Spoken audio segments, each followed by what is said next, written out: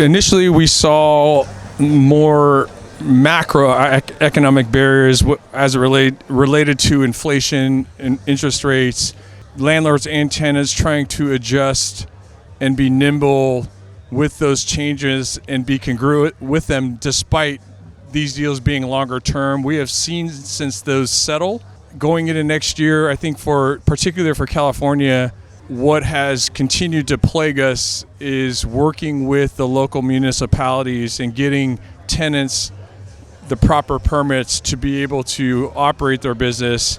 And we're finding those timeframes continue to drag out longer and longer.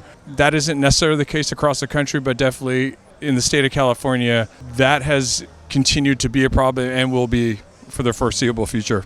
I've been a lawyer for 36 years and retail leasing for over 25. So I have definitely seen a lot. It's taken longer to do deals now than it ever has in the past. The barriers are governmentally based.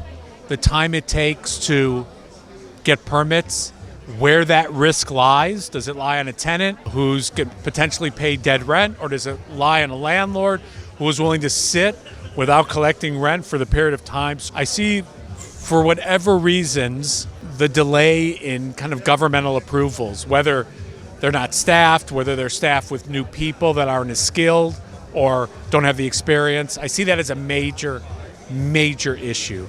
I also see the issue of so many specialties in so many retail areas and the desire for so many tenants to have very broad exclusives, which limits a landlord to lease to similar but not the exact type of user.